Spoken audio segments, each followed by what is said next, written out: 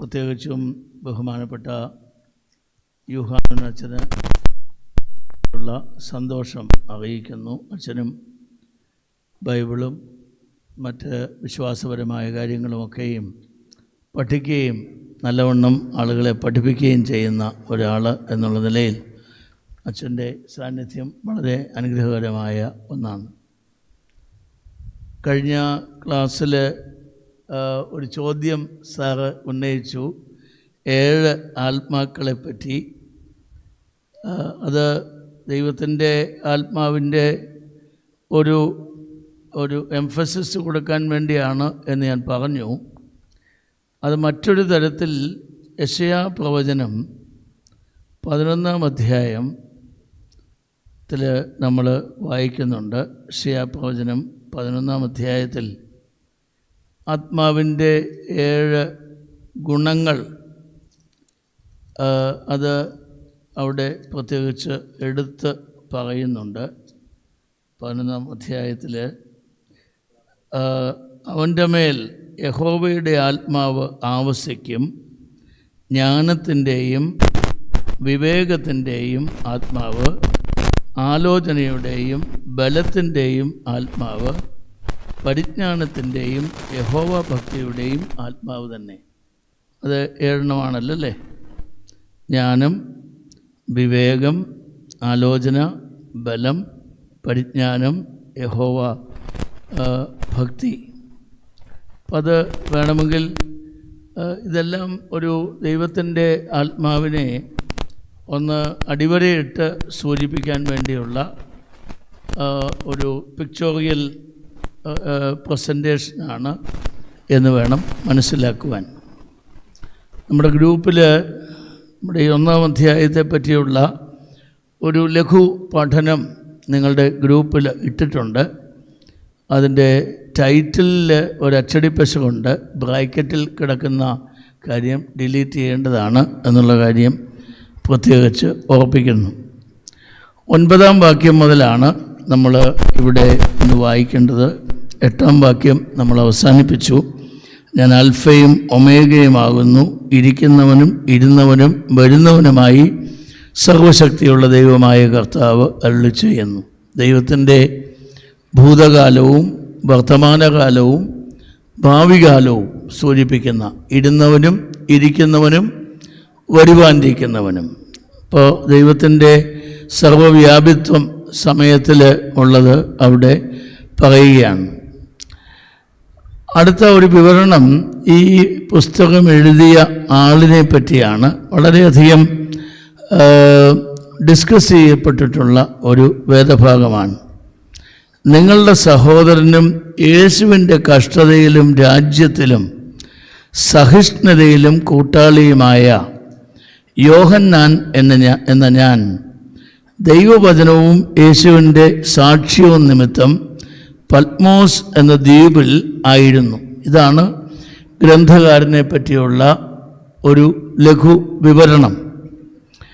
ഇത് വായിക്കുമ്പം പെട്ടെന്ന് നമുക്ക് കർത്താവിൻ്റെ ശിഷ്യനായ യോഹന്നാൻ, ജോൺ ദ ബിലവഡ് ഡിസൈപ്പിൾ ആണ് എന്ന് നമുക്ക് തോന്നാനായിട്ട് സാധ്യതയുണ്ട്. എന്നാൽ ആദിമ സഭയിൽ തന്നെ ഈ കാര്യത്തിൽ 2 അഭിപ്രായം ഉണ്ടായിട്ടുണ്ട്. ചില പിതാക്കന്മാരൊക്കെ ഇത് കർത്താവിൻ്റെ പന്തിരുവരിൽ ഒരുവനായ യോഹന്നാനാണ് എന്ന് പറയുന്നെങ്കിലും ആദിമ സഭാചരിത്രകാരനായ കൈസറിയയിലെ വിശുദ്ധ യൂസേബിയോസ് ഓഫ് സിസേറിയ, അദ്ദേഹത്തിൻ്റെ സഭാചരിത്രത്തിൽ നിന്നാണ് വേദപുസ്തകത്തിലെ പല ഗ്രന്ഥങ്ങളുടെയും ഗ്രന്ഥകർത്താക്കളെപ്പറ്റി നമുക്ക് പല സൂചനകളും ലഭിക്കുന്നു. അദ്ദേഹം വളരെ ശക്തമായി ഇത് കർത്താവിൻ്റെ ശിഷ്യനായ യോഹന്നാനല്ല, ഇത് ജോൺ ദ എൽഡർ, മൂപ്പനായ യോഹന്നാനാണ് എന്ന് പറയുന്നു. അതിനെ സംബന്ധിച്ചുള്ള പഠനങ്ങൾ പിന്നീട് പലരും നടത്തിയിട്ടുണ്ട്. അങ്ങനെ ചിലർ പറയുന്നു, ഈ പന്തിരുവരിൽ മാത്രമല്ലല്ലോ കർത്താവിനെ അനുഗമിച്ചത്. കർത്താവിനെ അനുഗമിച്ച കൂട്ടത്തിൽ ധാരാളം പേരുണ്ടായിരുന്നു. ഇപ്പോൾ 72 അല്ലെങ്കിൽ 70 അറിയിപ്പുകാരുടെ കാര്യം ലൂക്കോസിൻ്റെ സുവിശേഷം 10-ാം അധ്യായത്തിൽ നമ്മൾ വായിക്കുന്നു. അത് മറ്റ് സുവിശേഷകന്മാരൊന്നും അവരെപ്പറ്റി പറയുന്നില്ല. പക്ഷെ ലൂക്കോസ് ശക്തമായിട്ട് അവരെപ്പറ്റി പറയുന്നു. നമ്മുടെ നോമ്പിലെ 6-ാം ശനിയാഴ്ചത്തെ പ്രൊമിയോണിൽ അവരുടെ 70 പേരുടെയും പേര് ലഭ്യമാണ്. പ്രഭാതത്തിൻ്റെ പ്രൊമിയോണിൽ 70 പേരുകളുണ്ട്. 4-ാം നൂറ്റാണ്ടിലെ ഹിപ്പോളിറ്റസ് ഓഫ് റോം 70 പേരുടെ പേര് തരുന്നുണ്ട്. അപ്പോൾ ഇവരെല്ലാം കർത്താവിൻ്റെ കൂടെ അനുഗമിച്ചവരാണ്. ചിലരൊക്കെ ആദിയോടന്തം എല്ലാറ്റിലും സംബന്ധിച്ചവരാണ്. അതുകൊണ്ടാണല്ലോ യൂദാ സ്കറിയോത്തായ്ക്ക് പകരം ഒരാളെ തിരഞ്ഞെടുക്കണം എന്ന് വന്നപ്പോൾ യേശുവിൻ്റെ സ്നാനം മുതൽ യേശുവിൻ്റെ പുനരുത്ഥാനം വരെ സാക്ഷിയായിട്ടുള്ള ആരെങ്കിലും വേണമെന്ന് പറഞ്ഞപ്പോൾ 2 കാൻഡിഡേറ്റ്സിനെ മുമ്പോട്ട് നിർത്തുന്നുണ്ട്. കാരണം അവരൊക്കെയും ഈ പന്തിരുവർ മാത്രമല്ല, അല്ലാതെയുമുള്ള ആളുകൾ യേശുവിനെ അനുഗമിച്ചിരുന്നു എന്നുള്ളതിന് ഈ സൂചനകളൊക്കെ നമുക്ക് സഹായകരമാണ്. അപ്പോൾ അങ്ങനെയുള്ള ഒരു ജോൺ ദ എൽഡർ, മൂപ്പനായ യോഹന്നാനാണ് ഈ പറയുന്ന ഗ്രന്ഥകാരൻ എന്ന് വേണം ഊഹിക്കുവാൻ. യേശുവിൻ്റെ കഷ്ടത്തിലും രാജ്യത്തിലും സഹിഷ്ണുതയിലും കൂട്ടാളിയുമായ യോഹന്നാൻ. അപ്പം ഇവിടെ ആ കഷ്ടത എന്ന് പറയുന്നത് ഇപ്പോൾ ഈ ഗ്രന്ഥകാരനായിരിക്കുന്ന സ്ഥിതിയാണ്. അദ്ദേഹം പത്മോസ് ദ്വീപിലേക്ക് നാട് കടത്തപ്പെട്ട് കഷ്ടപ്പെടുന്നയാളാണ്. സുവിശേഷം എഴുതിയ യോഹന്നാൻ അല്ലെങ്കിൽ കർത്താവിൻ്റെ പ്രിയ ശിഷ്യനായ യോഹന്നാൻ എഫേസൂസിലാണ് അദ്ദേഹത്തിൻ്റെ ജീവിതകാലം ചെലവഴിച്ചത്. അദ്ദേഹത്തെ പത്മോസ് ദ്വീപിലേക്ക് നാട് കടത്തിയെന്ന് ചില ആളുകൾ പറയുന്നു, പക്ഷേ കൂടുതൽ ആളുകളും പറയുന്നില്ല. എപ്പോഴും ഒരു ഗ്രന്ഥത്തിൻ്റെ ഓതർഷിപ്പ് ഡിസൈഡ് ചെയ്യാൻ ബാഹ്യ തെളിവുകളും ആന്തരിക തെളിവുകളും എടുക്കാറുണ്ട്. ഇപ്പം ബാഹ്യ തെളിവുകൾ, എക്സ്റ്റേണൽ എവിഡൻസസ് എന്ന് പറഞ്ഞാൽ മറ്റുള്ള ആളുകൾ എന്ത് പറഞ്ഞിരിക്കുന്നു, ആ സമകാലീനരായ മറ്റുള്ള ആളുകളുടെ കൃതികളിൽ എന്ത് പറഞ്ഞിരിക്കുന്നു. അതാണ് ഞാനിപ്പോൾ കൈസറിയയിലെ യൗസേബിയസിൻ്റെ കാര്യം പറഞ്ഞതും ലയോൺസിലെ ഐറേനിയസിൻ്റെ കാര്യമൊക്കെ അക്കൂട്ടത്തിൽപ്പെട്ടതാണ്. അത് എക്സ്റ്റേണൽ എവിഡൻസാണ്. ഇൻറ്റേർണൽ എവിഡൻസാണ് ഇത് സുവിശേഷകനായ യോഹന്നാൻ എഴുതിയതായിരിക്കാൻ സാധ്യതയില്ല എന്ന് പറയാൻ പ്രധാനപ്പെട്ട ഒരു കാരണം യോഹന്നാൻ്റെ സുവിശേഷത്തിൽ പറയുന്ന പല കാര്യങ്ങളും ഇവിടെ അത്ര കാര്യമായി എടുത്തിട്ടില്ല. ഇപ്പോൾ വചനം ജഡമായി നമ്മുടെ ഇടയിൽ പാർത്തു, കൃപയും സത്യവുമുള്ളവനായി തീർന്നു. അതാണ് യേശുവിനെ സംബന്ധിച്ചുള്ള ഒരു വലിയ പ്രഖ്യാപനം സുവിശേഷകനായ യോഹന്നാൻ നടത്തുന്നത്. ആ ഒരു ദൈവവചനത്തെപ്പറ്റി അത്തരത്തിലുള്ള ഒരു പരാമർശമൊന്നും നമുക്കിതിൽ കാണാൻ പറ്റുന്നില്ല. എന്നാൽ രണ്ടിനെയും തമ്മിൽ യോജിപ്പിക്കുന്ന ചില ചിന്തകളുണ്ട്. ഇപ്പോൾ അറുക്കപ്പെട്ട കുഞ്ഞാട്, അത് യോഹന്നാൻ സ്നാപകൻ യേശു കടന്നു പോകുമ്പോൾ തൻ്റെ ശിഷ്യന്മാരോട് പറയുന്നൊരു വാചകമുണ്ട്, ഇതാ ലോകത്തിൻ്റെ പാപത്തെ വഹിക്കുന്ന ദൈവത്തിൻ്റെ കുഞ്ഞാട്. അത്രയേ ഉള്ളൂ. അത് കൂടുതലായിട്ട് ആ കുഞ്ഞാട്, യേശു ക്രിസ്തുവിനെ കുഞ്ഞാട് എന്ന് വിശേഷിപ്പിച്ച് യോഹന്നാൻ്റെ സുവിശേഷത്തിൽ നമുക്ക് കാണാൻ ഒക്കുന്നില്ല. പത്രോസിനോട് ആടുകളെ മേയ്ക്കുക എന്നൊക്കെ പറയുന്നു, പക്ഷേ യേശു കുഞ്ഞാടാണ് എന്ന് പറയുന്നില്ല. എന്നാൽ ഇവിടെ 5 മുതൽ 7 വരെയുള്ള അധ്യായങ്ങളിൽ അറുക്കപ്പെട്ട കുഞ്ഞാടിൻ്റെ ആരാധന വളരെ ശക്തമായി പറയുന്നൊരു കാര്യമാണ്. അപ്പം അങ്ങനെ കണ്ടൻറ്റ് വൈസായിട്ടും ലാംഗ്വേജ് വൈസായിട്ടുമൊക്കെ വ്യത്യാസങ്ങളുണ്ട് സുവിശേഷവും വെളിപ്പാടും. ഭാഷ ഒരു പ്രധാനപ്പെട്ട സംഗതിയാണ്. ആരാണ് ഗ്രന്ഥകാരൻ എന്ന് കണ്ടെത്താനുള്ള പ്രധാനപ്പെട്ട ഒരു മാർഗമാണ് അതിലെഴുതിയിരിക്കുന്ന ഉപയോഗിച്ചിരിക്കുന്ന ഗ്രീക്ക് ഭാഷ. ഇപ്പോൾ യോഹന്നാൻ്റെ സുവിശേഷത്തിലെ ഗ്രീക്ക് ഭാഷയും ഇതിലെ ഭാഷയും തമ്മിൽ വ്യത്യാസമുണ്ട്. അപ്പം ഇങ്ങനെയുള്ള പല കാരണങ്ങൾ കൊണ്ടാണ് ബിലവഡ് ഡിസൈപ്പിളായ യോഹന്നാൻ അല്ല എന്ന് പറയുന്നത്. ഇവിടെ ഇതിൻ്റെ ഗ്രന്ഥകാരൻ ഞാൻ നേരത്തെ സൂചിപ്പിച്ചു, അപ്പോക്കാലിപ്റ്റിക് ലിറ്ററേച്ചറിൻ്റെ ഒരു പ്രത്യേകതയാണ് the book will be anonymous. അത് അല്ലെങ്കിൽ സ്യൂഡോണിമസ്. ഇപ്പോൾ അന്ന് ഞാൻ നേരത്തെ സൂചിപ്പിച്ചല്ലോ കഴിഞ്ഞ ക്ലാസ്സിൽ, AD 95-നും 100-നും ഇടയ്ക്ക് ക്രിസ്ത്യാനികളെ പീഡിപ്പിച്ച ഡൊമീഷ്യൻ എന്ന് പറയുന്ന ചക്രവർത്തിയുടെ കാലത്താണ് ഇത് എഴുതപ്പെട്ടത്, 1-ാം നൂറ്റാണ്ടിൻ്റെ അവസാനം. അപ്പോൾ അന്ന് ഒരാൾക്ക് പേര് വെച്ച് എഴുതാൻ ഒക്കുകയില്ല, എഴുതിയാൽ ആ ആളെ വധിക്കും എന്നുള്ളത് സൂക്ഷ്മമാണ്. അപ്പോൾ അതുകൊണ്ട് പ്രമുഖരായ മറ്റാരെങ്കിലും ഒരാളുടെ പേര് ഉപയോഗിക്കും. അങ്ങനെയാണ് ലിറ്ററേച്ചർ പ്രസിദ്ധീകരിക്കുന്നത്. അപ്പം അത് ഏത് കമ്മ്യൂണിറ്റിയിലും ഒരു സപ്രസ്ഡ് സിറ്റുവേഷൻ വരുമ്പോൾ, ഒരു പെർസിക്യൂഷൻ വരുമ്പോൾ ട്രാക്സും ബുക്സും ഒക്കെ വിതരണം ചെയ്യുന്നത് മറ്റാരുടെയെങ്കിലും ഒക്കെ പേരിലായിരിക്കും, സ്വന്തം പേരിൽ അങ്ങനെ ചെയ്യുകയില്ല. ഇപ്പം ഇങ്ങനെയുള്ള പല കാരണങ്ങളുമുണ്ട്. എന്തായിരുന്നാലും പത്മോസ് ദ്വീപിലേക്ക് നാടുകടത്തപ്പെട്ട ഇതിൽ പറയുന്ന യോഹന്നാൻ യേശുവിൻ്റെ ദൈവത്തിൻ്റെ വചനവും യേശുവിൻ്റെ സാക്ഷ്യവും നിമിത്തം കഷ്ടത അനുഭവിച്ച ഒരാളാണ്. അതിനകത്ത് സംശയമൊന്നുമില്ല. വളരെയധികം യേശുവിന് വേണ്ടി കഷ്ടത സഹിച്ച ഒരാളാണ്.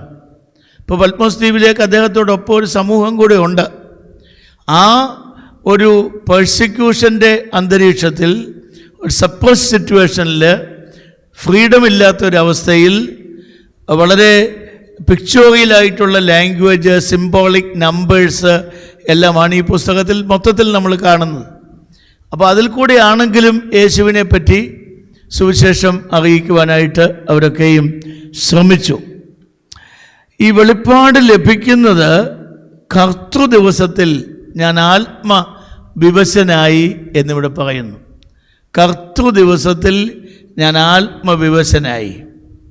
ഇപ്പോൾ ഈ സ്വന്തം നാടും ദേശവും നഷ്ടപ്പെട്ടവർ സ്വാതന്ത്ര്യമില്ലാത്തൊരവസ്ഥയിലിരിക്കുമ്പോൾ അവർക്ക് ഏറ്റവും വലിയ വിമിഷ്ടമുണ്ടാകുന്നൊരു ദിവസമാണ് കർത്തൃദിവസം. സൗദി അറേബ്യയിൽ ജോലി ചെയ്തിട്ടുള്ള ആരെങ്കിലും ഉണ്ടോ ഇവിടെ? അവിടെയൊക്കെ ജോലി ചെയ്തവരുണ്ടെങ്കിൽ അവർക്കറിയാം. ഇപ്പോൾ സൗദിയിൽ എല്ലാം കുറച്ചുകൂടെ ഫ്രീഡമായിട്ടുണ്ട്. അപ്പോൾ ബൈബിൾ കൊണ്ടുപോകാൻ ഒക്കുന്നില്ല, അച്ഛന്മാരെ കാണാൻ ഒക്കുന്നില്ല, മെത്രാച്ചന്മാരെ കാണാനൊക്കെ. നമ്മളാണെങ്കിൽ ഇവിടെ ഇപ്പം പത്രം അങ്ങോട്ട് നിവർത്തിയാൽ എന്നും ഒരു 2-3 തിരുമേനിമാരുടെയോ അച്ഛന്മാരുടെയോ പടവും ചിത്രവും ഒക്കെ കാണും. പള്ളി മണി കേൾക്കുന്നില്ല, പ്രാർത്ഥനയ്ക്ക് അവസരമില്ല, ഓപ്പണായിട്ട് ഫ്രീ ആയിട്ട് കൂട്ടായ്മയായിട്ട് പ്രാർത്ഥിക്കാൻ പറ്റുന്നില്ല. അങ്ങനെയൊക്കെ വരുമ്പോൾ ഒരു വലിയൊരു ഒരു ഒരു വിമിഷ്ടം ഉണ്ടാകുക സ്വാഭാവികമാണ്. ഞാൻ അത്തരത്തിലല്ലെങ്കിലും കുറേ ഞാനും ഫീൽ ചെയ്തിട്ടുള്ളൊരു കാര്യമാണ്. ഞാൻ ജർമ്മനിയിൽ പഠിക്കാൻ പോയത് അച്ഛനായി കഴിഞ്ഞാണ്, കുടുംബവും ഉണ്ടായിരുന്നു. അപ്പോൾ ഞാൻ താമസിക്കുന്ന ഭാഗത്ത് ഇപ്പം മലയാളികൾ ധാരാളം ഉണ്ടെങ്കിലും അന്ന് ആരും തന്നെ ഇല്ലായിരുന്നു. എർലാങ്ങൻ എന്ന് പറഞ്ഞുകൊണ്ടൊരു സിറ്റിയിലാണ് ഞാൻ താമസിച്ചത്. അവിടെ ആകപ്പാടെ സീമെൻസ് എന്ന് പറയുന്ന കമ്പനി അവിടെയാണ് കേന്ദ്രീകരിച്ചിരിക്കുന്നത്. അവിടെ 3 മാസവും 6 മാസവും ഒക്കെ വരുന്ന ഇന്ത്യക്കാരുണ്ട്. നമ്മളൊന്ന് പരിചയപ്പെട്ട് വരുമ്പോഴത്തേക്ക് അവരങ്ങ് തിരിച്ചു പോകുന്ന ഘട്ടമാകും. അപ്പോൾ നമ്മുടെ ഇടവക 10-700 കിലോമീറ്റർ ദൂരെയാണ്. എപ്പോഴും നമുക്ക് അവിടെ പോകാൻ ഒക്കുകയില്ല. അവിടെ പ്രത്യേകിച്ച് ചാർജുമില്ല. പിന്നെന്താ ഞായറാഴ്ച ചെയ്യുന്നത്? എൻ്റെ വീടിന് തൊട്ട് മുമ്പിൽ കത്തോലിക്ക പള്ളി ഉണ്ടായിരുന്നു. ഞാൻ അവിടെ പോയി ആരാധനയിൽ ഒരു പാർട്ടിസിപ്പൻ്റ് എന്നുള്ള നിലയിൽ പോയി സംബന്ധിക്കുമായിരുന്നു. ചിലപ്പോൾ അവരുടെ ഈ കത്തോലിക്ക ചാപ്പലിൽ ഗ്രീക്ക് ഓർത്തഡോക്സ് സഭയുടെ കുർബാന നടക്കുമ്പം അവിടെ പോയി അതിനും സാക്ഷിയായിട്ടുണ്ട്. ഞാൻ താമസിക്കുന്ന ഹോസ്റ്റലിൽ തന്നെ ഒരു ഓർത്തഡോക്സ് ചാപ്പൽ ഉണ്ടായിരുന്നു. ഓർത്തഡോക്സ് എന്ന് പറഞ്ഞാൽ എല്ലാ ഓർത്തഡോക്സ് സഭകൾക്കും വേണ്ടിയുള്ളത്, ബൈസൻ്റൈൻ സ്റ്റൈലിൽ പണിതിരിക്കുന്നതാണ്. പക്ഷേ ഈ ബൈസൻ്റൈൻകാർ ആ കാലത്ത്, ഞാൻ 89 അവിടെ ചെന്നത്, ആ കാലത്ത് നമ്മളെല്ലാം വേദോപരീതികളായിട്ടാണ് കരുതുന്നത്. മോണോഫിസൈഡ്സ് എന്നാണ് നമ്മളെ വിളിക്കുന്നത്. ഇപ്പോൾ ഗ്രീക്കുകാരും റഷ്യക്കാരും അങ്ങനെയുള്ളവരെല്ലാം. അപ്പോൾ അതുകൊണ്ട് ഈ ചാപ്പലൊന്നും നമുക്ക് അങ്ങനെ ഫ്രീ ആയിട്ട് ഉപയോഗിക്കാൻ ഒക്കുകയില്ല.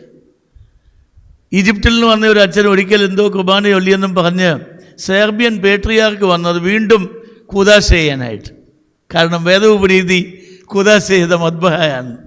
ആ നിലയായിരുന്നു ഞാൻ ചെല്ലുന്ന സമയത്ത്.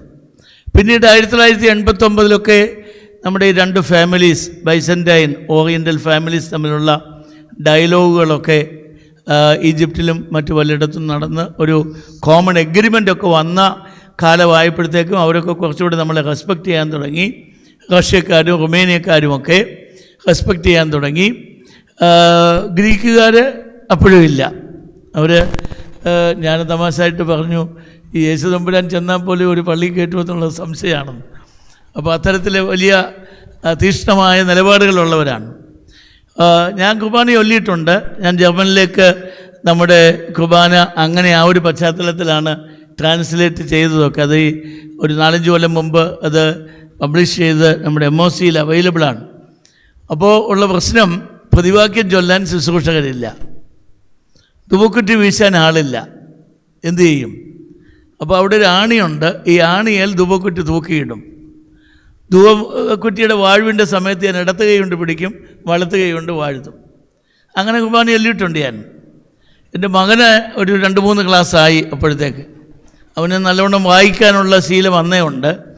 അപ്പോൾ ഒരിക്കൽ ഐറേൻ സിരിമേനി ആ ഭാഗത്ത് വന്നപ്പോൾ പറഞ്ഞു, നമുക്ക് ഇവൻ അങ്ങ് ശുശ്രൂഷപ്പട്ടം കൊടുക്കാം. അപ്പോൾ പെട്ടെന്നാണ് തിരുമേനി പറയുന്നത്. പെട്ടെന്ന് രാത്രിയിലിരുന്ന് എൻ്റെ ശുശ്രൂഷക്കുപ്പായം എൻ്റെ വൈഫ് സൂചി നൂലും കൊണ്ട് പകുതിയാക്കി അത് ഇടിച്ചാണ് ശുശ്രൂഷകനാക്കിയത്. അപ്പോൾ ഇത് ഞാൻ എൻ്റെ സ്വന്തം അനുഭവം ഞാൻ പറയുകയാണ്. ഇപ്പോൾ ഈ ഞായറാഴ്ച നമ്മുടെ ദേശത്താണെങ്കിൽ നമ്മൾ ഉടനെ പള്ളിയിൽ പോയി മണി കേട്ടു, കുർബാന അനുഭവിക്കുന്നു, കുമ്പസാരമുണ്ട്, ഹാശാഴ്ചയുണ്ട്, പെരുന്നാളുണ്ട്, ഹാസയുണ്ട്. ചിലപ്പം വിചാരിക്കും ഇതൊക്കെ ഇച്ചിരി കൂടുതലാണെന്ന് വിചാരിക്കും അല്ലേ? തിരുവല്ലയിലൊക്കെ ഇച്ചിരി കൂടുതലായിട്ട് ചിലപ്പോൾ നമുക്ക് തോന്നും. പക്ഷെ ഇതൊന്നും ഇല്ലാതെ ഇതെല്ലാം നഷ്ടപ്പെട്ട ഒരു വേദനയുണ്ട്. അത് യഹൂദന്മാർ ബാബിലോണിൽ പോയപ്പോൾ അവർക്കുണ്ടായതാണ്. ഈ യോഹന്നാനും കൂട്ടർക്കും പത്മോസ് ദ്വീപിൽ ചെല്ലുമ്പോഴും ഈ ഒരു വലിയ വേദനയുണ്ട്. അപ്പോൾ ആ ഒരു ഞായറാഴ്ച ഉണ്ടാകുന്ന ആ വലിയ വേദനയുടെ നടുവിലാണ് ഈ ഒരു ദർശനം അദ്ദേഹത്തിന് ലഭിക്കുന്നത്. അപ്പോൾ അതും അദ്ദേഹത്തിൻ്റെ മനഃശാസ്ത്രവും അദ്ദേഹത്തിൻ്റെ വേദനകളും ഈ ദർശനവും ഒക്കെ തമ്മിൽ പരസ്പരം ബന്ധപ്പെട്ട് കിടക്കുന്ന കാര്യമാണ്. ദർശനത്തിൽ അദ്ദേഹത്തിന് കിട്ടിയ ഒരു സന്ദേശം, നീ കാണുന്നത് ഒരു പുസ്തകത്തിൽ എഴുതി Ephesus, Smyrna, Pergamos, Thyatira, Sardis, Philadelphia, Laodicea എന്നീ 7 സഭകൾക്കും അയക്കുക എന്നിങ്ങനെ കാഹളത്തിനൊത്ത ഒരു മഹാനാദം എൻ്റെ പിറകിൽ കേട്ടു. ഏഷ്യ മൈനറിലുള്ള ഇപ്പോഴത്തെ തുർക്കി, ഗ്രീസ്, ആ പ്രദേശത്തുള്ള 7 സഭകളുടെ പേരാണ് ഇവിടെ പറയുന്നത്. ഇന്നിപ്പോൾ അതിൽ ഈ പറയുന്ന പല സ്ഥലങ്ങളിലും സഭകളില്ലെങ്കിലും ഗ്രീക്ക് ഓർത്തഡോക്സ് സഭ ഈ 7 സഭകൾക്കും മെത്രോപ്പൊളിത്തന്മാരെ നിയമിച്ചിട്ടുണ്ട്. അത് ബൈബിളിൽ പറയുന്ന സ്ഥലമായതുകൊണ്ട് അവർ അതൊരു സിംബോളിക് റെപ്രസെൻറ്റേഷനായിട്ട് 7 സഭകൾക്കും മെത്രോപ്പൊളിത്തന്മാരുണ്ട്. ഈയൊരു ആ കത്തുകളിലേക്ക് നമ്മൾ പിന്നീട് വരുമ്പോൾ ആ ദേശത്തെ പറ്റിയൊക്കെ കൂടുതൽ നമുക്ക് ചിന്തിക്കാം. എന്തായിരുന്നാലും ഇവിടെ കിട്ടിയിരിക്കുന്ന സന്ദേശം അതാണ്. എന്നോട് സംസാരിച്ച നാദം എന്തെന്ന് കാണുവാൻ ഞാൻ തിരിഞ്ഞു. അപ്പോൾ ആദ്യമേ ഒരു ദർശനമല്ല, ആദ്യമേ ഒരു ശബ്ദമാണ്. ആ ശബ്ദം കഴിഞ്ഞിട്ടാണ് ഇത് എന്താണ്, ആരാണ് തരുന്നത് എന്നുള്ളത് അദ്ദേഹം തിരിഞ്ഞു നോക്കി മനസ്സിലാക്കുന്നത്.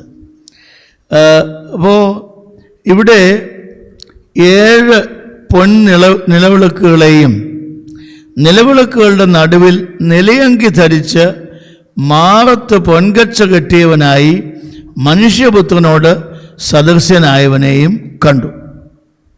ഇപ്പോൾ മനുഷ്യപുത്രൻ എന്നുള്ളത് യേശുക്രിസ്തുവിനെ സംബന്ധിച്ചുള്ള ഒരു ടൈറ്റിലാണ്, ഒരു ക്രിസ്റ്റോളജിക്കൽ ടൈറ്റിൽ എന്ന് ഞങ്ങൾ പറയും.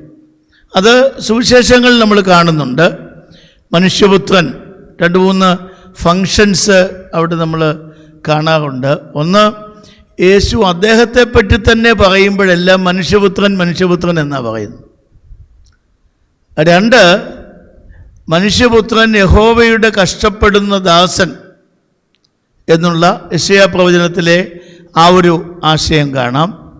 ഏറ്റവും കൂടുതലായിട്ട് മനുഷ്യപുത്രൻ എന്നുള്ള വാക്ക് യേശുക്രിസ്തുവിന് ഉപയോഗിച്ചിരിക്കുന്നത് ന്യായവിധിയുമായിട്ട് ബന്ധപ്പെട്ടാണ്.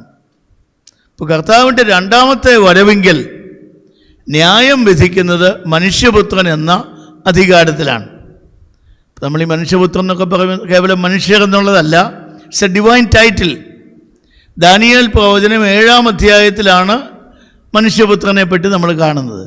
മധ്യാകാശത്ത് മേഘാരൂഢനായി വരുന്ന മനുഷ്യപുത്രൻ, ന്യായം വിധിക്കുന്ന മനുഷ്യപുത്രൻ. നമ്മൾ പാട്ടുകാരൻ പറയുന്നല്ലോ, മധ്യാകാശേ സ്വർഗീയ ദൂതരുമായി വന്നിടുമ്പോൾ. അത് ദാനിയേൽ പ്രവചനം 7-ാം അധ്യായം 12-ാം വാക്യമാണ്. അപ്പോൾ മനുഷ്യപുത്രൻ്റെ വിശേഷണങ്ങൾ ഇവിടെ പറയുന്നത് ലേവ്യ പുരോഹിതന്മാരുടെ വസ്ത്രധാരണത്തിൻ്റെ രീതിയിലാണ് ഇവിടെ പറയുന്നത്. അത് സുവിശേഷങ്ങളിലെങ്ങും അത്തരത്തിൽ മനുഷ്യപുത്രനെ പറ്റി പറയുന്നില്ല. ഇവിടെ ഒരു പൗരോഹിത്യത്തിൻ്റെ ഒരു വേഷം കൂടെ നൽകിയിരിക്കുകയാണ്. നിലയങ്കി ധരിച്ച് മാറത്ത് പൊൻകച്ച കെട്ടിയവനായി മനുഷ്യപുത്രനോട് സദൃശനായവനെ കണ്ടു. ഈ അടുത്തത് വളരെ സ്ട്രെയിഞ്ച് ആയിട്ടുള്ള ഒരു വിഷനാണ്.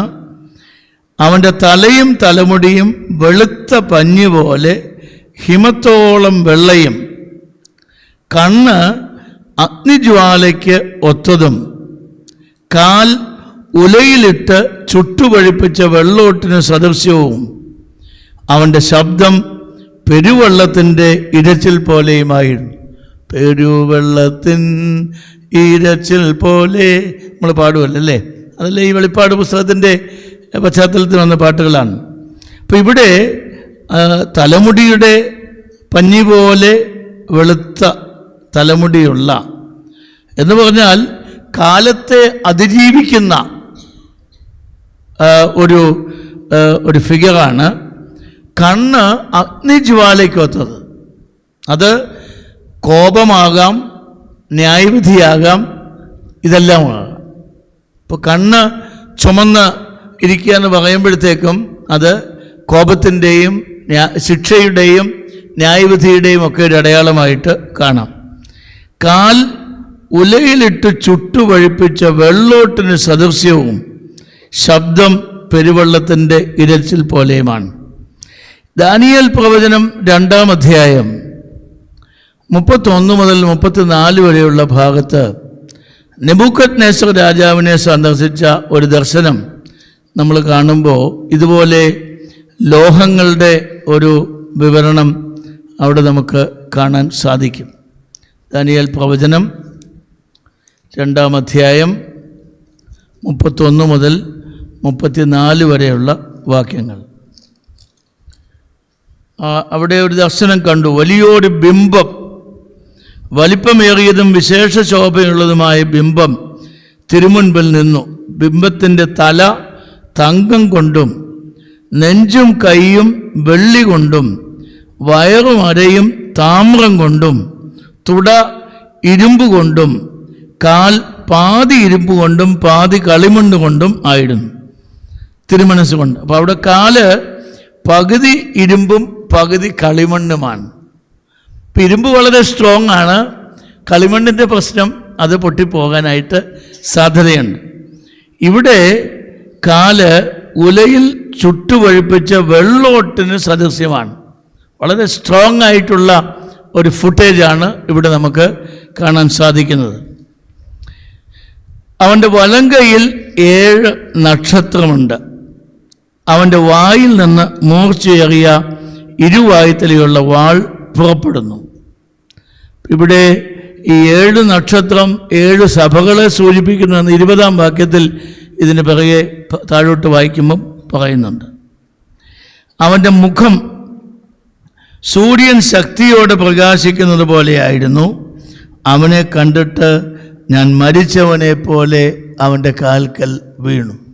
അപ്പം ഈ ഒരു ദർശനം നമുക്ക് വായിക്കുമ്പം തന്നെ ഒരു വല്ലാത്തൊരു ദർശനമാണ്. അപ്പം ഇത് കണ്ട ദർശകൻ, ഇപ്പോൾ ഒരു ദർശനം എന്നൊക്കെ പറഞ്ഞാൽ ഏതാനും സെക്കൻഡുകളൊക്കെ കാണുകയുള്ളൂ, അല്ലെ മിനിറ്റുകൾ. നമ്മളൊക്കെ സ്വപ്നം കാണുന്ന സ്വപ്നം നമുക്കറിയാം. അപ്പം മിക്കവാറും ഉണരുന്നതിന് തൊട്ട് മുമ്പായിരിക്കും അല്ലേ. ചില ദീർഘമായ ചില യാത്രകളൊക്കെ കാണും. അവസാനം നമുക്ക് അങ്ങോട്ടും പോകാൻ വഴിയില്ലാതിരിക്കുന്ന സമയത്ത് നമ്മളങ്ങ് ഉണരും. അതാണ് നമ്മൾ കാണുന്ന സ്വപ്നങ്ങൾ. ഇത് അത്തരത്തിൽ കേവലം ഒരു സ്വപ്നമല്ല, ഒരു ദർശനമാണ്. കുറച്ചുകൂടെ ആശയങ്ങൾ ഉള്ള ഒന്നാണ്. അപ്പം മരിച്ചവനെ പോലെ അവൻ്റെ കാൽക്കൽ വീണു എന്ന് പറഞ്ഞാൽ മനുഷ്യപുത്രനെ വീണ് നമസ്കരിച്ച് ആരാധിക്കുന്ന ദർശകനെയാണ് ഇവിടെ നമ്മൾ കാണുന്നത്. ആരാധിക്കുന്നു, ന്യായം വിസ്തരിക്കുന്ന, ലോകാവസാനം കടന്നു വരാനുള്ള മനുഷ്യപുത്രനെ ഇവിടെ കാണുന്നു.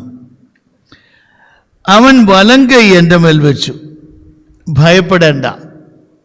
ഇപ്പോൾ ആളിനെ തലയിൽ കൈവച്ചിട്ട് പറഞ്ഞു, don't be afraid, don't be afraid. സുവിശേഷത്തിലൊക്കെ ഈ ദൈവിക ദർശനം വരുമ്പോൾ പറയുന്നത് അവിടെയും അത് തന്നെയാണ്, ഭയപ്പെടേണ്ട, അല്ലെങ്കിൽ സമാധാനം നിങ്ങളോട് കൂടെ എന്ന് പറയുന്ന ആ രീതിയിലാണ്.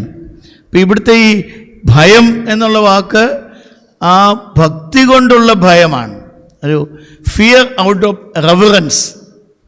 അല്ലാതെ ഈ പേടി എന്നൊക്കെ പറയുമ്പോഴത്തേക്കും എന്തെങ്കിലും ദ്രോഹം ചെയ്യും എന്ന തരത്തിലുള്ള പേടി നമുക്കുണ്ടാകാറുണ്ട്. ഇതല്ല, ഇതാ ഭക്തി കൊണ്ടുള്ള ഭയം. നമ്മൾ ആരാധനയിൽ പറയുമല്ലോ, ഭയത്തോടും വിറയലോടും കൂടെ നിൽപ്പീൻ എന്ന് പറയും, അല്ലേ? അത് ദ ഫിയർ ഓഫ് റെവറൻസ് ആണ് പറയുന്നത്. ഞാൻ ആദ്യനും അന്ത്യനും, നേരത്തെ പറഞ്ഞു ഞാൻ അൽഫയും ഒമേഗയുമാകും. ഗ്രീക്ക് ആൽഫബറ്റിൻ്റെ ആദ്യ അക്ഷരവും അവസാന അക്ഷരവും അവിടെ പറഞ്ഞു. ഇവിടെ ആദ്യനും അന്ത്യനും ജീവനുള്ളവനും ആകുന്നു. ഞാൻ മരിച്ചവനായിരുന്നു, എന്നാൽ ഇതാ എന്നേക്കും ജീവിച്ചിരിക്കുന്നു. അപ്പം ഇവിടെ ഒരു വശത്ത് അന്ത്യകാലത്ത് വരുന്ന മനുഷ്യപുത്രൻ്റെ ഒരു ചിത്രം, മറുവശത്ത് ഗോകുൽത്താമേൽ കുരിശിക്കപ്പെട്ട ക്രിസ്തുവിൻ്റെ ചിത്രം. ഇത് രണ്ടും കൂടെ മിക്സ് ചെയ്താണ് ഇവിടെ പറയുന്നത്. മരണത്തിൻ്റെയും പാതാളത്തിൻ്റെയും താക്കോൽ എൻ്റെ കൈവശമുണ്ട്. നീ കണ്ടതും ഇപ്പോഴുള്ളതും ഇനി സംഭവിപ്പാനിരിക്കുന്നതും എൻ്റെ വലങ്കയിൽ കണ്ട 7 നക്ഷത്രത്തിൻ്റെ മർമ്മവും 7 പൊൻനിലവിളക്കിൻ്റെ വിവരവും എഴുതുക. 7 നക്ഷത്രം 7 സഭകളുടെ ദൂതന്മാരാകുന്നു. 7 നിലവിളക്ക് 7 സഭകളാകുന്നു. അപ്പോൾ 7 എന്നുള്ള നമ്പർ ഇവിടെ repeatedly it will be used through out the book to say that it is the number of perfection. ഒരു പൂർണ്ണതയുടെ നമ്പറായിട്ടാണ് പറയുന്നത്. ഇപ്പോൾ 7 സഭകളുടെ പേരിവിടെ പറയുന്നെങ്കിലും ക്രൈസ്തവ സഭയെ മുഴുവൻ കൂടെ റെപ്രസെൻ്റ് ചെയ്യാനാണ് ഈ 7 സഭകളുടെ പേര് പറയുന്നത്. ഞാൻ നേരത്തെ സൂചിപ്പിച്ച ലേവ്യ പുസ്തകത്തിലെ പുരോഹിതന്മാരുടെ വസ്ത്രധാരണ രീതി ഒക്കെ ഇവിടെ കണ്ടു. നാവ് ഇരുവായ്ത്തലയുള്ള, ഈ താഴോട്ട് ഒരു സഭയ്ക്ക് കത്തെഴുതുമ്പോഴും അന്നേരവും ഇരുവായ്ത്തലയുള്ള നാവോട് കൂടിയവൻ എന്ന് പറയുന്നുണ്ട്. അപ്പോൾ ഇങ്ങനെയുള്ള വിവരണങ്ങൾ എല്ലാമുള്ള ഒരു ദൈവിക ദർശനമാണ് ഈ യോഹന്നാന് ലഭിച്ചിരിക്കുന്നത്. ഇത് കർത്താവായ യേശു ക്രിസ്തുവിനെ സംബന്ധിച്ചുള്ള സന്ദേശം ഒരു വശത്തും അന്ത്യകാലത്ത് വരാൻ പോകുന്ന സംഭവങ്ങളെ സംബന്ധിച്ചുള്ള അറിയിപ്പുകൾ മറുവശത്തും, ഇത് രണ്ടും കൂടെ മിക്സപ്പ് ചെയ്താണ് ഈ പുസ്തകത്തിൽ പറയുന്നത്.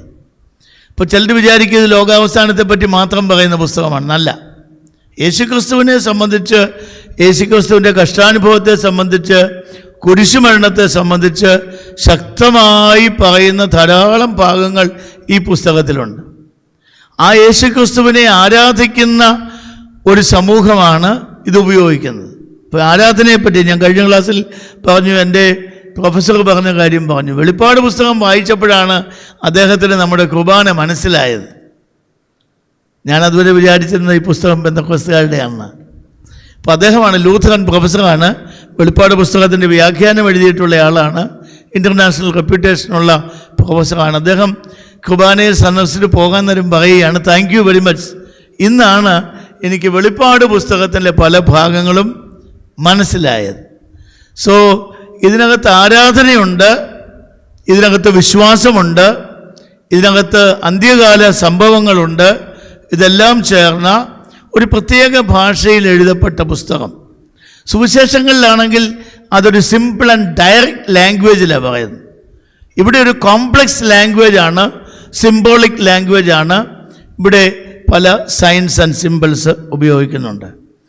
ഇനിയിപ്പോൾ ഈ 7 സഭകൾക്കുള്ള ലേഖനമാണ് ഇത്.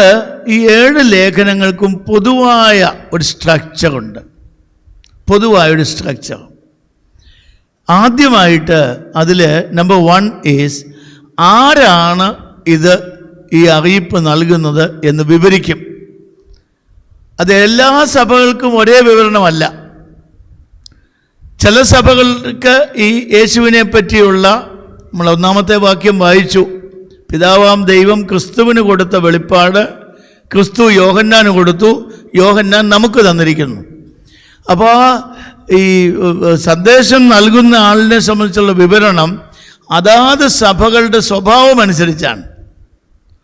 ഇപ്പം നമ്മൾ കുട്ടികളെയൊക്കെ ശാസിക്കുമ്പോൾ അവരെ കുരുത്തക്കേട് കാണിച്ചാൽ അന്നേരം നമ്മൾ ആ പിതാവിൻ്റെ ക്വാളിഫിക്കേഷൻസ് വളരെ റഫ് ആൻഡ് വൈൽഡായിട്ടുള്ള ക്വാളിഫിക്കേഷൻ പറഞ്ഞാണ് നിൻ്റെ അപ്പൻ എന്ന് പറയുമ്പോൾ ചില ക്വാളിഫിക്കേഷൻ പറയുന്നെങ്കിൽ, എന്നാൽ നല്ല കാര്യം ചെയ്ത് സോഫ്റ്റായിട്ടുള്ളതാണെങ്കിൽ ആ സ്നേഹം കലർന്ന ഒരു വാത്സല്യമുള്ള പിതാവ് എന്നുള്ള രീതിയിൽ സമർപ്പിക്കും. രണ്ടാമത് ഈ സഭകളുടെ ഗുണങ്ങൾ എടുത്തു പറയും. നമ്മുടെ ഐഡിയ സ്റ്റാർ സിംഗർ പോലെയുള്ള പരിപാടികൾ നമ്മൾ TV കണ്ടിട്ടുണ്ട്.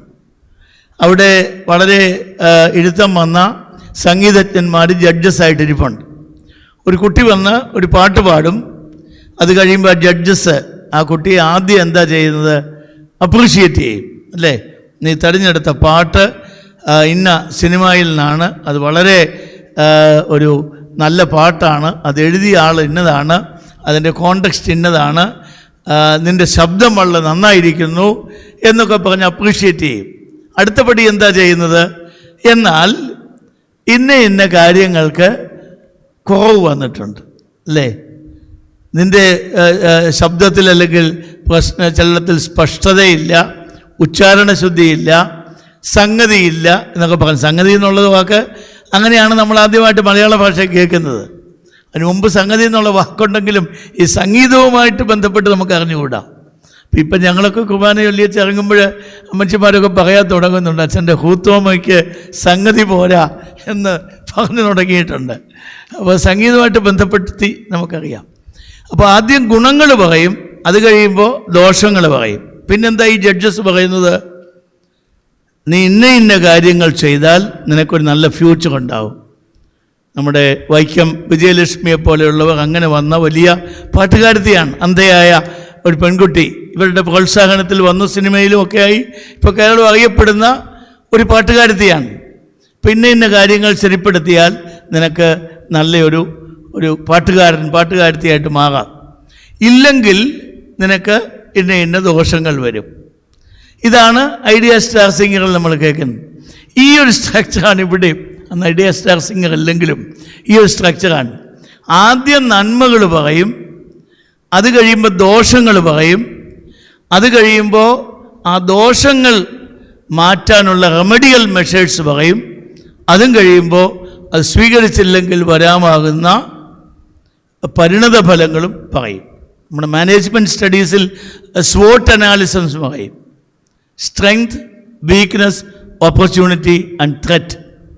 അത് മാനേജ്മെൻറ്റ് സ്റ്റഡീസിൽ വളരെ ശക്തമായി ഊന്നി പറയുന്നൊരു കാര്യമാണ്. You have to know the strength. ഇപ്പോൾ ആ ആളിനെ പറ്റി തന്നെയാണെങ്കിലും അദ്ദേഹത്തിൻ്റെ സ്ട്രെങ്ത് അറിയണം, അദ്ദേഹത്തിൻ്റെ വീക്ക്നെസ് അറിയണം, ആ വീക്ക്നെസ് റെക്ടിഫൈ ചെയ്യണം, എന്നാൽ വിജയിക്കും.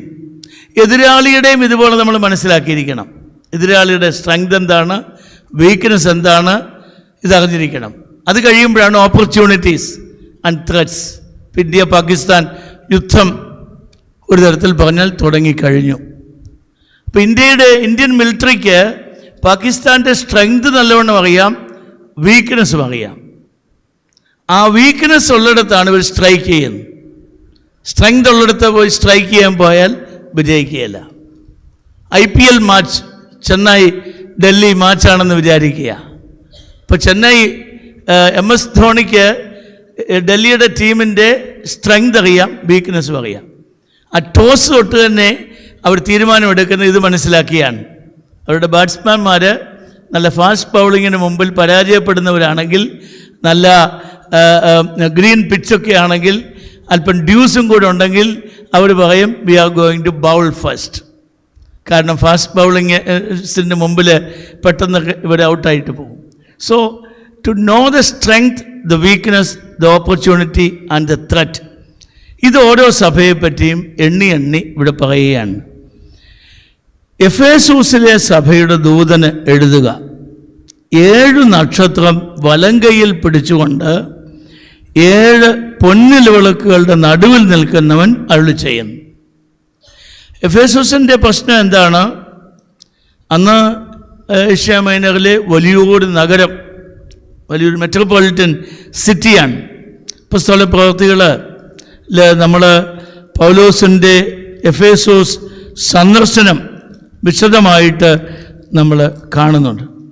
ആ പട്ടണത്തിൻ്റെ പ്രത്യേകത, ആ പട്ടണം മുഴുവൻ നിറഞ്ഞു നിൽക്കുന്ന ഒരു ക്ഷേത്രമാണ്. അർത്തമീസ് ദേവിയുടെ പേരിലുള്ള ഒരു ക്ഷേത്രം. നമ്മുടെ മധുര മീനാക്ഷി ക്ഷേത്രം നിങ്ങൾ പോയിട്ടുണ്ടെങ്കിൽ അറിയാം. ഓൾമോസ്റ്റ് ഒരു സിറ്റി നിറച്ചൊരു ടെമ്പിളാണ്.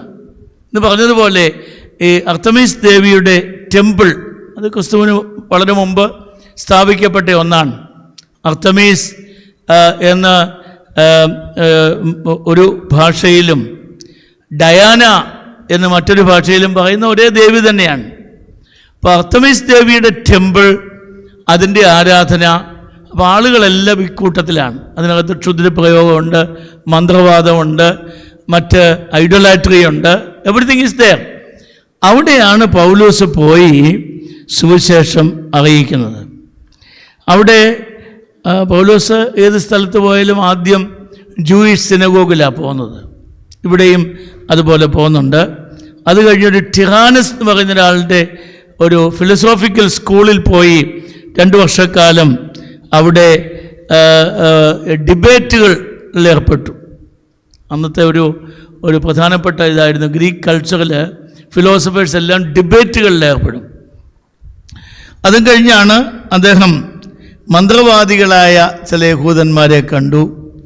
സ്കേവ എന്ന് പറയുന്ന ഒരു പുരോഹിതൻ, അദ്ദേഹത്തിൻ്റെ മക്കൾ ക്ഷുദ്രപ്രയോഗം ചെയ്തിരുന്ന പലരുമൊക്കെയാണ്.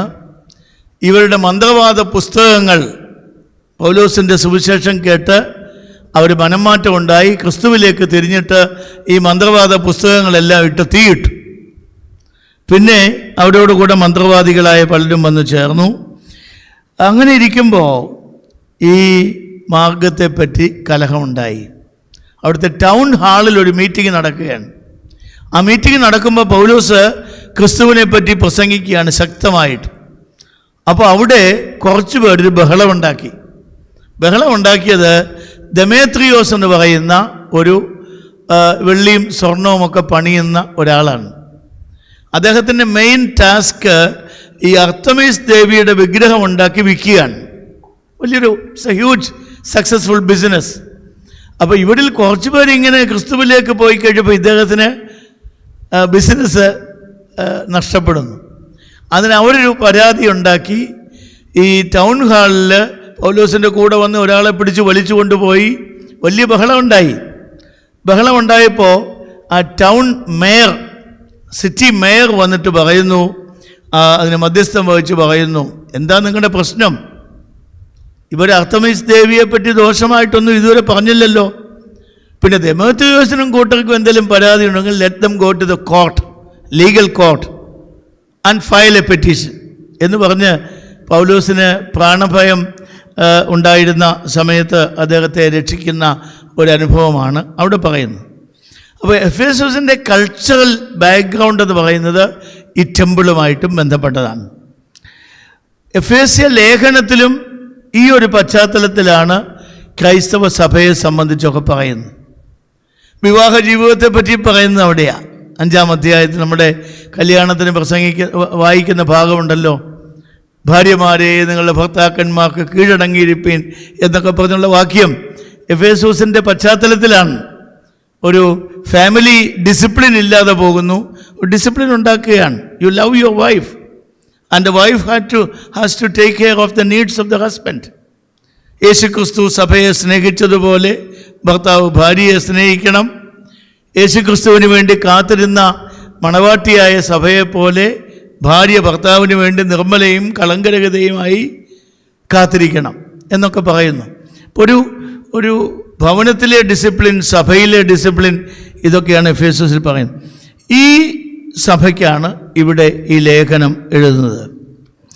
അപ്പോൾ ലേഖനം സന്ദേശം കൊടുക്കുന്ന ആളിൻ്റെ വിവരണം 7 നക്ഷത്രം വലം കൈയിൽ പിടിച്ചുകൊണ്ട് 7 പൊൻനിലവിളക്കുകളുടെ നടുവിൽ നടക്കുന്നവൻ അരുളി ചെയ്യുന്നു. ഞാൻ നിന്റെ പ്രവൃത്തിയും പ്രയത്നവും സഹിഷ്ണുതയും, കൊള്ളരുതാത്തവരെ നിനക്ക് സഹിച്ചുകൂടാത്തതും, അപ്പസ്തോലന്മാരല്ലാതിരിക്കെ തങ്ങൾ അപ്പസ്തോലന്മാരെന്ന് പറയുന്നവരെ നീ പരീക്ഷിച്ച് കള്ളന്മാരെന്ന് കണ്ടതും, നിനക്ക് സഹിഷ്ണുതയുള്ളതും, എൻ്റെ നാമനിമിത്തം നീ സഹിച്ചതും തളർന്നു പോകാത്തതും ഞാൻ അറിയുന്നു. എത്ര ഐറ്റംസ് ഉണ്ട്? 7 ആയിരിക്കും മിക്കവാറും. എത്ര കാര്യങ്ങളുണ്ട് അവിടെ? പ്രവൃത്തിയുണ്ട്, പ്രയത്നമുണ്ട്, സഹിഷ്ണുതയുണ്ട്, കൊള്ളരുതാത്തവരെ സഹിക്കാത്തതുണ്ട്, കള്ള അപ്പസ്തോലന്മാരെ തള്ളിക്കളയുന്നുണ്ട്, അല്ലേ? പിന്നെ സഹിഷ്ണുത ഒരിക്കൽ കൂടെ പറയുന്നു, അവസാനം തളർന്നു പോകാത്ത അവസ്ഥ. അപ്പോൾ ഒരു കമ്പാരിറ്റീവ്ലി ഒരു ബെറ്റർ ചർച്ചാണ്. അതാണ് ഞാൻ ഐഡിയ സ്റ്റാർ സിംഗറിൻ്റെ കാര്യം ആദ്യം പറഞ്ഞു. അതിൻ്റെ ഗുണങ്ങൾ ആദ്യം പറയുകയാണ്.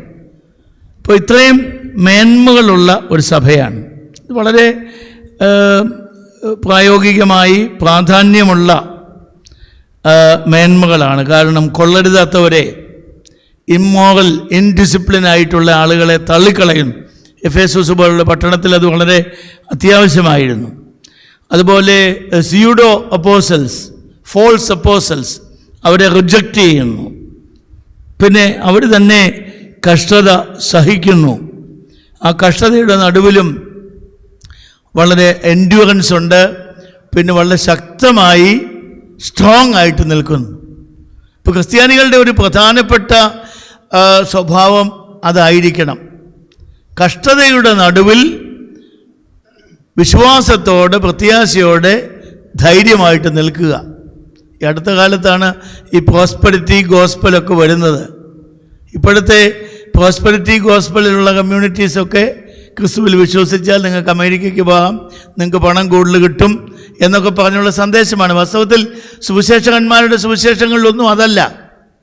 ക്രിസ്തുവിൽ, ഫിലിപ്പിയ ലേഖനത്തിൽ പൗലോസ് പറയുന്നത് ക്രിസ്തുവിൽ വേണ്ടി കഷ്ടപ്പെടുന്നത് ഒരു വരമാണെന്നാണ് പറയുന്നത്. ഫിലിപ്പിയ ലേഖനം 1-ാം അധ്യായം 29-ാം വാക്യമാണെന്നാണ് എൻ്റെ ഓർമ്മ. അതിൽ പറയുന്നത് ഈ കഷ്ടത ഒരു പ്രോമിസാണ് എന്ന് അവിടെ പറയുന്നു. ക്രിസ്തുവിൽ വിശ്വസിപ്പാൻ മാത്രമല്ല, അവന് വേണ്ടി കഷ്ടമനുഭവിപ്പാനും നിങ്ങൾക്ക് വരം ലഭിച്ചിരിക്കുന്നു. So it's A promise. ഇപ്പോൾ ഓൾഡ് ടെസ്റ്റമെൻറ്റ് പീരീഡിലെ ഒരു പ്രോമിസ് എന്ന് പറയുന്നത് പോലെ അല്ല ഇവിടെ. ന്യൂ ടെസ്റ്റമെൻറ്റ് പീരീഡിൽ ക്രിസ്തുവിൻ്റെ കഷ്ടാനുഭവത്തിന് പങ്കാളിയാകുക എന്ന് പറയുന്നത് ഒരു വരമാണ്. അത് നമ്മുടെ ഒരു ഐഡൻറ്റിറ്റിയെ സൂചിപ്പിക്കുന്നൊരു കാര്യമാണ്. ഫ്രാൻസിസ് മാർപ്പാപ്പയെ പറ്റി പ്രസംഗിച്ചപ്പോൾ പറഞ്ഞല്ലോ, അദ്ദേഹത്തിൻ്റെ ഹോപ്പ് എന്ന് പറയുന്ന ഓട്ടോബയോഗ്രഫിയിൽ അദ്ദേഹം സെമിനാരിയിൽ ചേർന്ന്, അമ്മയ്ക്കൊക്കെ അദ്ദേഹം ഡോക്ടറാകണമെന്നായിരുന്നു ആഗ്രഹം. അത്ര മിടുക്കനായിരുന്നു. എങ്കിലും അദ്ദേഹത്തിന് ഈ വഴിയാണ് ഇഷ്ടപ്പെട്ടത്. ഒരു ക്രൈസ്തവ പുരോഹിതൻ്റെ മിനിസ്ട്രി കണ്ട് ആ ഒരു ആകർഷണമൊക്കെ തോന്നി. സെമിനാരിയിൽ ചേർന്ന് കഴിഞ്ഞ് അധികം താമസിക്കുന്നതിന് മുമ്പ് അദ്ദേഹത്തിന് കഠിനമായ പനിയുണ്ടായി. ഒരു വലിയ സ്ട്രഗിളായിരുന്നു. അത് കഴിഞ്ഞ് ലങ്സിൽ 2 സിസ്റ്റ്, അതിനൊരു സർജറിയും ഒക്കെ ഉണ്ടായി. വളരെ പെയിൻഫുള്ളായിട്ടുള്ള സമയമാണ്. അദ്ദേഹം ആ വേദനയിലൊക്കെ, വീട്ടുകാർ കത്തോലിക്ക സെമിനാരി കൊണ്ട് വിട്ട് കഴിഞ്ഞാൽ പിന്നെ വീട്ടുകാരില്ല, അവരെല്ലാം അങ്ങ് പോയി. അപ്പോൾ അവിടെ കിടന്ന് ഈ വേദനയും ഒക്കെ അനുഭവിക്കുമ്പോൾ ശുശ്രൂഷിച്ച ഒരു സീനിയർ കാത്തലിക് നൺ വന്നിട്ട് പറയുന്നു, don't be afraid, now you are carrying A portion of the cross of Jesus. ഇപ്പോൾ ക്രിസ്തുവിൻ്റെ കുരിശിൻ്റെ ഒരഗ്രം നിനക്ക് പിടിക്കാനായിട്ട് ലഭിച്ചു എന്ന് കരുതിയാൽ മതി എന്ന് പറഞ്ഞ് അദ്ദേഹത്തെ ആശ്വസിപ്പിച്ചതായി കാണുന്നു. അപ്പോൾ നമ്മുടെ ജീവിതത്തിലെ കഷ്ടങ്ങൾ, വേദനകൾ, രോഗങ്ങൾ, ദുഃഖങ്ങൾ, ഏകാന്തത, ഇതൊക്കെയും ക്രിസ്തുവിൻ്റെ കുരിശിൻ്റെ ഭാഗമാണ് എന്ന് നമ്മൾ മനസ്സിലാക്കേണ്ടതായിട്ടുണ്ട്. ഇനി നമ്മൾ വീണ്ടും ഐഡിയ സ്റ്റാർ സിംഗിലേക്ക് തിരിച്ചു വരികയാണ്. കുറ്റം എന്താണെന്ന് പറയുന്നു. നിൻ്റെ ആദ്യ സ്നേഹം നീ വിട്ടുകളഞ്ഞു എന്നൊരു കുറ്റം നിന്നെക്കുറിച്ച് എനിക്ക് പറയാനുണ്ട്. ആദ്യം 6 നന്മകളെല്ലാം പറഞ്ഞു. പക്ഷേ ഒരു കാര്യത്തിലൊരു പെശകുണ്ട്. നിൻ്റെ ആ ഒരു ഇനിഷ്യൽ എൻതൂസിയാസം ഉണ്ടല്ലോ, ആ തുടക്കകാലത്തെ ഒരു തീഷ്ണത, ആ തീഷ്ണത ഇപ്പോൾ കുറഞ്ഞു പോയിരിക്കുന്നു. അതൊരു വലിയ പ്രശ്നമാണ്. നമുക്കൊക്കെയും അങ്ങനെയാണല്ലോ. പുതുവർഷം വരുമ്പോഴത്തേക്കും നമ്മളെന്തെല്ലാം പ്രതിജ്ഞകളും ആലോചനകളും ഒക്കെയാണ്. നമ്മളറിയാതെ തന്നെ 4 മാസങ്ങൾ പിന്നിട്ട് കഴിഞ്ഞു. നമ്മൾ പിന്നെയും പഴയ രീതിയിൽ മുന്നോട്ട് പോകുന്നു. ഈ ആദ്യത്തെ ഒരു തീഷ്ണത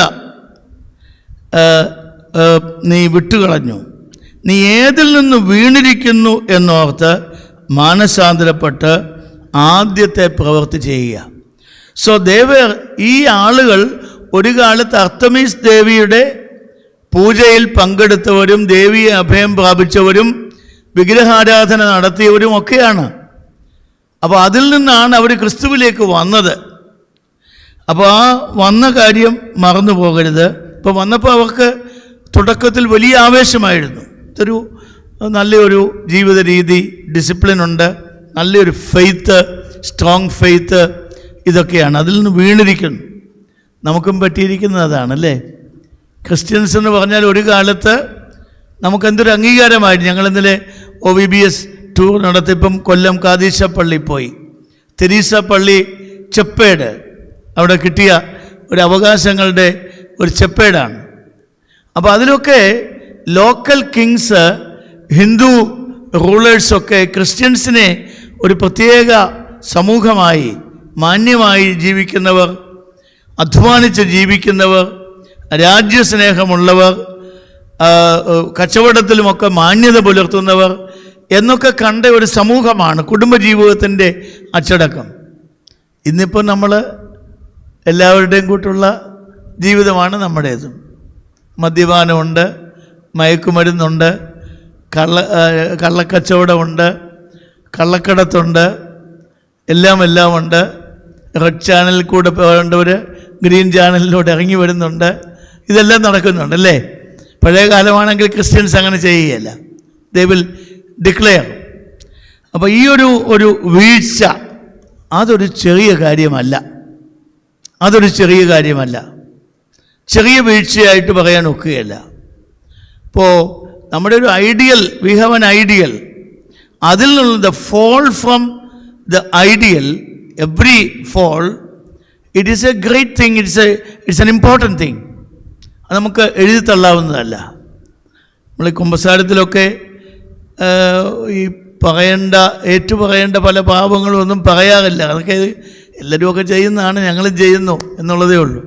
ഒരു കത്തോലിക്ക പുരോഹിതൻ്റെ ഒരു ധ്യാന പുസ്തകമുണ്ട്. അതിൽ അദ്ദേഹം പറയുന്നത് തെറ്റുകൾ ചെറുതും വലുതുമൊന്നുമില്ല, എല്ലാം തെറ്റാ. ഇപ്പോൾ ചെറിയ തെറ്റുകൾ നമ്മൾ കരുതുന്നത് ഇപ്പോൾ റോഡിൽ കിടക്കുന്ന ചെറിയ മെറ്റൽ പോലെ. നമ്മൾ വിചാരിക്കും ഒരു ചെറിയ മെറ്റലല്ലോ അവിടെ കിടന്നോട്ടെ. അപ്പോൾ അദ്ദേഹം പറയുന്നത് കുറച്ച് കഴിയുമ്പോൾ ഈ മെറ്റൽ ഇങ്ങനെ കൂടി കൂനയായിട്ട് പിന്നെ നിങ്ങൾക്ക് മുന്നോട്ട് പോകാൻ വയ്യാത്തതുപോലെ വലിയൊരു തടസ്സമായി മാറും എന്ന് പറയുന്നു. അപ്പോൾ ഇവിടെയും അതുകൊണ്ടാണ് പറയുന്നത് റിപ്പൻറ്റ്, മാനസാന്തരപ്പെടുക. അതാണ് ദ ഒൺലി മെഡിസിൻ. ഇതാണ് വലിയ ക്രൈസ്തവ വിശ്വാസികൾക്ക് പാപങ്ങളിൽ നിന്ന് ഒഴിഞ്ഞു നിൽക്കാനുള്ള ഏക ഔഷധമെന്ന് പറയുന്നത് റിപ്പൻറ്റൻസാണ്, മാനസാന്തരമാണ്. അത് യോഹന്നാൻ സ്നാപകൻ മുതൽ ഇങ്ങോട്ട് പ്രസംഗിക്കുന്നത് അതാണ് അല്ലേ. പഴയ നിയമത്തിൽ നിന്ന് പുതിയ നിയമത്തിലേക്ക് വരുമ്പോൾ യോഹന്നാൻ സ്നാപകൻ്റെ ആഹ്വാനം എന്താണ്? സ്വർഗരാജ്യം സമീപിച്ചിരിക്കയാൽ മാനസാന്തരപ്പെടുവീൻ, വൃക്ഷത്തിൻ്റെ ചുവട്ടിൽ കോടാലി വച്ചിരിക്കുന്നു എന്നൊക്കെ പറഞ്ഞുള്ള ശക്തമായ ഭാഷയാണ്. യേശുവും ഈ മാനസാന്തരത്തിൻ്റെ വലിയ പ്രഭാഷകനായിട്ടാണ് സുവിശേഷങ്ങൾ നമ്മൾ കാണുന്നത്. യോഹന്നാൻ്റെയൊക്കെ ഈ പ്രസംഗം കേട്ട് ലൂക്കോസിൻ്റെ സുവിശേഷം 3-ാം അധ്യായം വരുമ്പോൾ ആളുകൾ വന്ന് ചോദിക്കും, ഞങ്ങൾ എന്താ ചെയ്യണ്ടേ? അപ്പോൾ പറയുന്നു, നിങ്ങൾ 2 ഉടുപ്പുള്ളവർ 1 ഇല്ലാത്തവർക്ക് കൊടുക്കണം. ലൂക്കോസിൻ്റെ സുവിശേഷം 3-ാം അധ്യായം 9-10 മുതലുള്ള വാക്യങ്ങൾ. ഞങ്ങൾ എന്ത് ചെയ്യണമെന്ന് പുരുഷന്മാർ അവനോട് ചോദിച്ചു.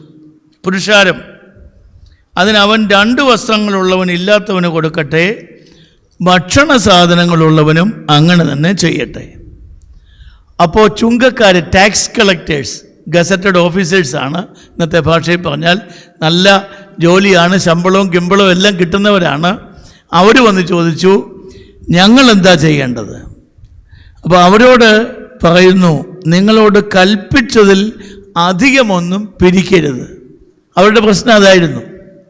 അവർ ഈ ആളുകളോട് ദേഷ്യം ഉള്ളവർക്ക് കൂടുതൽ കരമെഴുതി കൊടുക്കും, അല്ലെങ്കിൽ കൈമടക്ക് കൊടുക്കണം.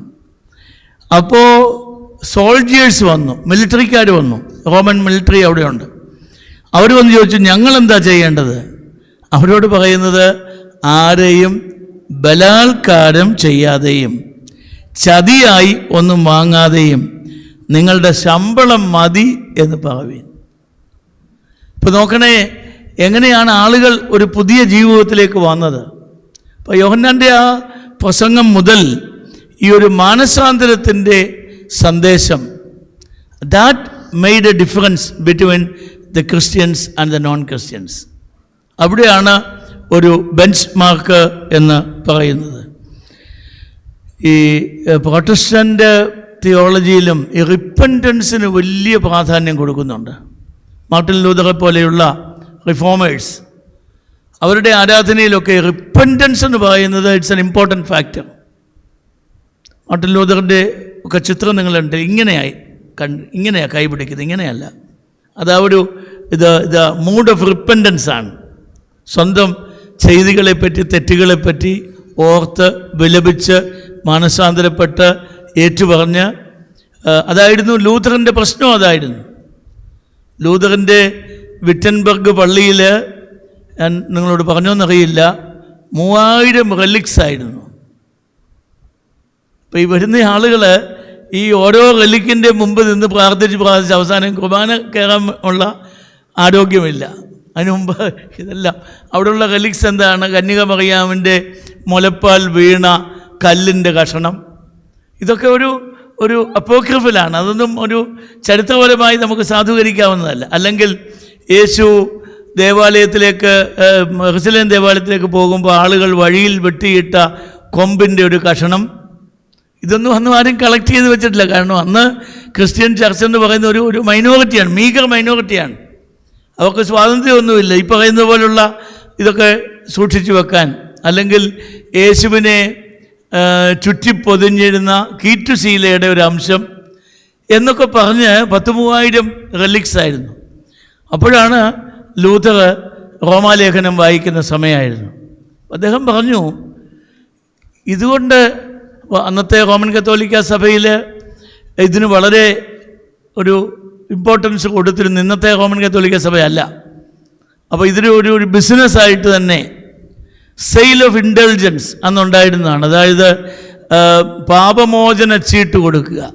നിങ്ങളൊരു കുരിശുമൂട് പണിത് കഴിഞ്ഞാൽ നിങ്ങൾക്കൊരു പാപമോചന ചീട്ട് തരും, നിങ്ങളുടെ പാപങ്ങളെല്ലാം മോചിച്ചിരിക്കുന്നു, മാർപ്പാപ്പ എഴുതി കൊടുക്കും. അതായിരുന്നു അക്കാലത്തെ. ഇപ്പം ലൂതർ ചോദിച്ചു, ഇതെങ്ങനെയാണ് ഈ കുരിശുമൂട് പണിഞ്ഞാൽ പാപങ്ങൾ എങ്ങനെയാണ് ക്ഷമിക്കുന്നത്? പാപം ക്ഷമിക്കണമെങ്കിൽ മാനസാന്തരപ്പെടണം, പശ്ചാത്തപിക്കണം, ഏറ്റുപറയണം, ഉപേക്ഷിക്കണം. അപ്പോൾ ആ മാനസാന്തരം എന്ന് പറയുന്നത് വളരെ പ്രധാനപ്പെട്ട ഒന്നാണ്. മാനസാന്തരപ്പെടാഞ്ഞാൽ നിൻ്റെ നിലവിളക്ക് അതിൻ്റെ നിലയിൽ നിന്ന് നീക്കുകയും ചെയ്യും. അതാണ് അവിടെ വാണിംഗും കൊടുക്കുകയാണ്. മാനസാന്തരപ്പെടാഞ്ഞാൽ, unless you repent, the lamb will be removed from you. കർത്താവിൻ്റെ ഒരു ഉപമയിൽ പറയുന്നുണ്ടല്ലോ, അവിടെ ഈ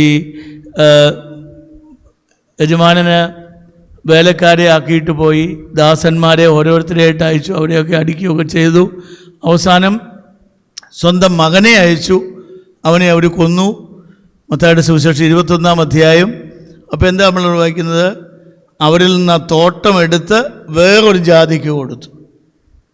so that call is transferred to another nation. ഇവിടെയും പറയുന്നതാണ്, നിങ്ങളത് ചെയ്തില്ലെങ്കിൽ നിങ്ങളുടെ ആ ദൈവവിളിയും നിങ്ങളുടെ നിയോഗവും എല്ലാം വേറെ ആളുകൾക്ക് കൊടുക്കാൻ എനിക്കുണ്ട്.